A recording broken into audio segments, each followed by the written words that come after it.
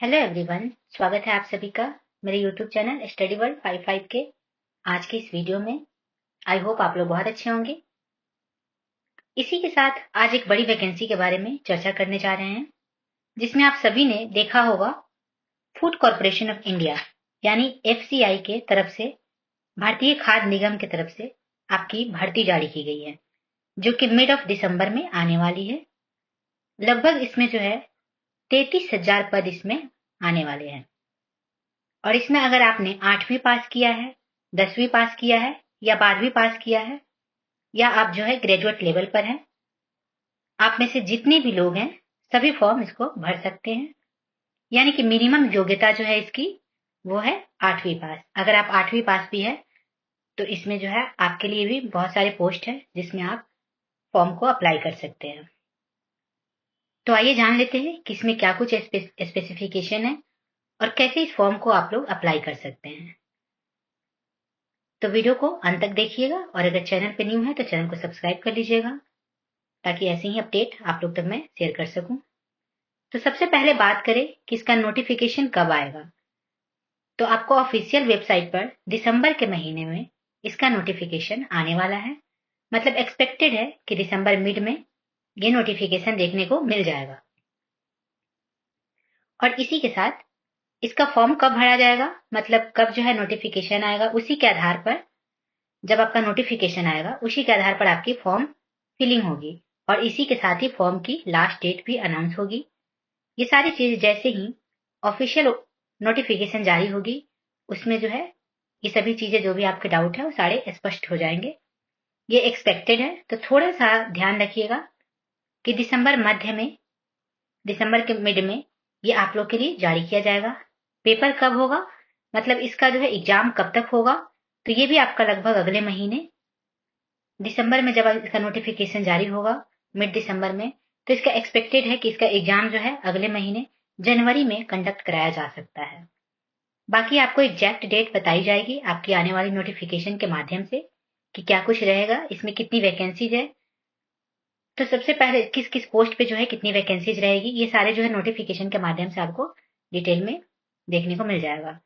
तो सबसे पहले इसके अंदर जो है, इसके अंदर आप ग्रेड 1, ग्रेड 2 और ग्रेड 3 और ग्रेड 4, मतलब 4 ग्रेड में होते हैं, जिसमें आपकी मैनेजर की पोस्ट है, जूनियर इंजीनियर की पोस्ट है, टाइपिस्ट की पोस्ट है।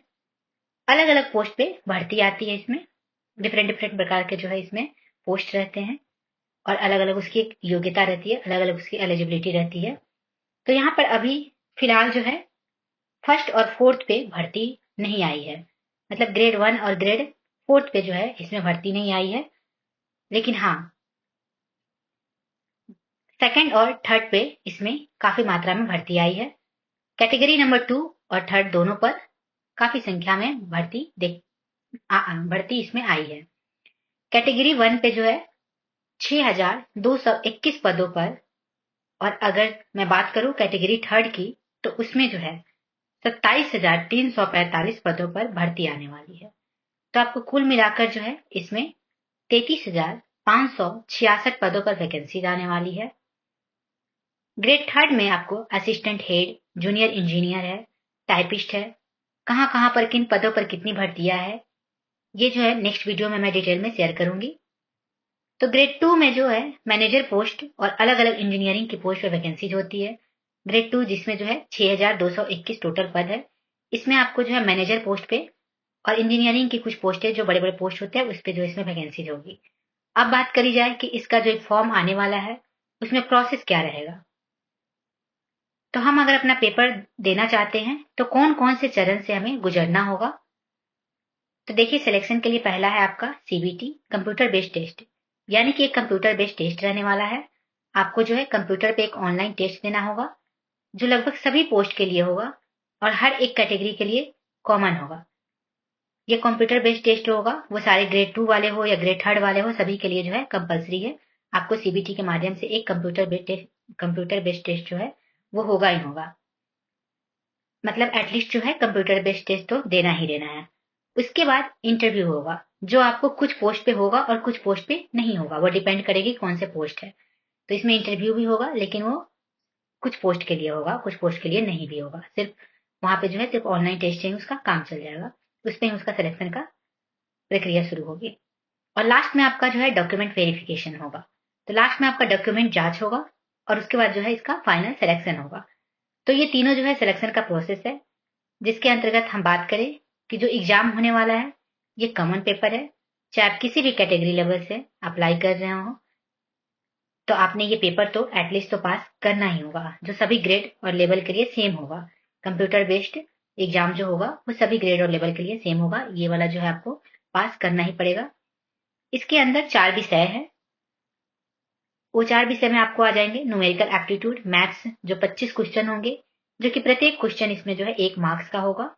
सेकंड में आपका जो है जनरल स्टडी, इसमें भी सेम 25 क्वेश्चन होंगे 25 मार्क्स के। थर्ड में आपको रीजनिंग होगा, जो कि 25 क्वेश्चन इसमें भी सेम होगा 25 मार्क्स का। और फोर्थ में इंग्लिश लैंग्वेज, इसमें भी जो है क्वेश्चन की संख्या 25 होगी। तो आपका जो है टोटल आपका जो है 100 क्वेश्चन होगा और पर क्वेश्चन 1 मार्क्स का होगा। इसमें टोटल क्वेश्चन की संख्या कितनी होगी, तो 100 इसमें क्वेश्चन जो है टोटल संख्या होगी और सभी एक प्रत्येक क्वेश्चन के लिए आपको जो है 1 मार्क्स मिलेगा। तो टोटल जो है मार्क्स भी इसमें है, 100 मार्क्स का एग्जाम होगा। इसमें लगभग आपको जो है 16 मिनट का समय दिया जाएगा, यानी कि आपके पास 1 घंटे का समय होगा। 100 क्वेश्चन होंगे 100 मार्क्स का, तो आपको 1 घंटे का इसमें समय दिया जाएगा। तो इसमें जो है नेगेटिव मार्किंग भी है 1/4 के, तो इस बात को ध्यान रखिएगा। नेगेटिव मार्किंग के साथ ये जो आपका ऑनलाइन बेस्ड एग्जाम का जो पैटर्न है वो आपको सॉल्व करना होगा। तो सबसे पहले, और ये बिल्कुल कॉमन आप लोग के लिए रहेगा। साथ में अगर बात की जाए कि योग्यता क्या है, इसकी एलिजिबिलिटी क्या है, किस एज के लोग जो है इसमें फॉर्म भर सकते हैं, कितनी इसकी एज लिमिट रहेगी, किस पोस्ट के लिए, इस पर भी बात कर लेते हैं। तो देखिए, अगर हम मैनेजर पोस्ट पर बात करें तो 28 ईयर्स की एज लिमिट है इसमें। अगर आप मैनेजर पोस्ट के लिए अप्लाई कर रहे हैं तो उसका एज लिमिट जो होगा वो 28 ईयर्स जो उसका मिनिमम है। आयु सीमा के ध्यान में रखते हुए आपने फॉर्म अप्लाई करेंगे। हिंदी में मैनेजर अगर जो है उनका जो है 35 ईयर्स की उम्र है। जूनियर इंजीनियर के लिए आपको 25 साल का एज लिमिट है। स्टेनो ग्रेड सेकंड के लिए, टाइपिस्ट के लिए, वॉचमैन के लिए, ये सब के लिए जो है आपको 25 ईयर्स एज लिमिट दी गई है। एफसीआई असिस्टेंट ग्रेड 3 की 27 ईयर एज लिमिट है और असिस्टेंट ग्रेड 3 के लिए 28 ईयर्स एज लिमिट है। ये सारे आपके जो है मिनिमम योग्यता बताई गई है, मिनिमम इसका एज बताया गया है। तो इसी के साथ इनमें क्या क्या एजुकेशन क्वालिफिकेशन चाहिए, क्या क्या एजुकेशनल क्वालिफिकेशन चाहिए, उस पर भी थोड़ी सी बात कर ले। तो देखिए, अगर आप ग्रेड 2 मैनेजर वाले पोस्ट पे अगर अप्लाई कर रहे हैं तो एफसीआई में तो वहां पे आपका जो है कम से कम ग्रेजुएशन होना चाहिए। अगर आप जो है लेवल 1 मतलब आप मैनेजर के पोस्ट पे अप्लाई कर रहे हैं तो उसमें आपको जो है ग्रेजुएशन, कम से कम ग्रेजुएशन होना चाहिए। हर एक पोस्ट पे मैं डिटेल में आऊंगी। तो मैनेजर जो जनरल से है, मैनेजर डेपो, मोमेंट, ये सारे जो है वो सारे हर एक पोस्ट के लिए ग्रेजुएशन की डिग्री चाहिए। और साथ में जो है 60% मार्क्स चाहिए ग्रेजुएशन में, जो आपके एटलीस्ट आए हुए हो। 60% के नीचे वालों के लिए जो है ये एलिजिबल नहीं होगा। जिसके ग्रेजुएशन में 60% मार्क्स है वहीं इसमें जो है फॉर्म डाल सकते हैं। अगर मैं अकाउंट के लेवल पे जो मैनेजर है उनकी बात करें तो उसमें उनका सीए का एसोसिएट मेंबरशिप या फिर बीकॉम अगर किए हैं तो भी एलिजिबल इसमें है।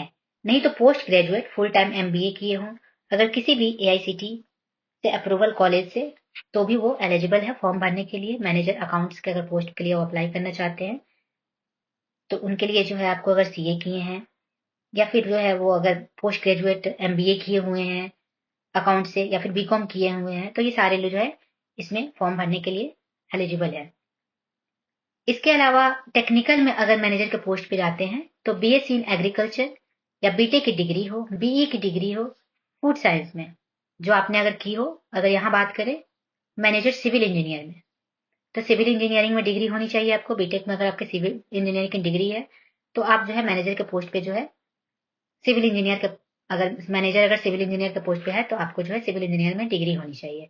इलेक्ट्रिकल और मैकेनिकल इंजीनियरिंग में भी जो है सेम आपको इलेक्ट्रिकल और मैकेनिकल की डिग्री, बीटेक की डिग्री होनी चाहिए, जिसमें आपका स्ट्रीम जो है वो इलेक्ट्रिकल होना चाहिए और मैकेनिकल होना चाहिए। तो जो हिंदी में आपका मैनेजर का पद है उसमें आपका हिंदी में मास्टर्स डिग्री होना चाहिए। अगर हिंदी में आपका जो मैनेजर का पोस्ट है, जिसका जो है एज लिमिट है आपका 35 ईयर्स। जो हिंदी में आपका मैनेजर है उसका एज जो है, एज लिमिट 35 ईयर्स है। इसमें आपका जो है हिंदी में आपका पीजी डिग्री होना चाहिए, मतलब मास्टर्स की डिग्री जो है हिंदी में होना चाहिए। साथ ही साथ में इंग्लिश आपका एक सब्जेक्ट होना चाहिए डिग्री लेवल पर, आपने उसे पढ़ा हो, साइड में ही हो, लेकिन आपका इंग्लिश जो है एक सब्जेक्ट होना चाहिए।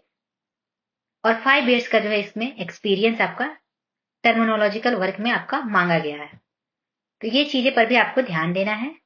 साथ में जो जेई का पोस्ट आता है जूनियर इंजीनियर का, उसमें आपका graduation civil engineering, electrical engineering या मैकेनिकल इंजीनियरिंग से होना चाहिए और साथ में 1 ईयर का एक्सपीरियंस होना चाहिए।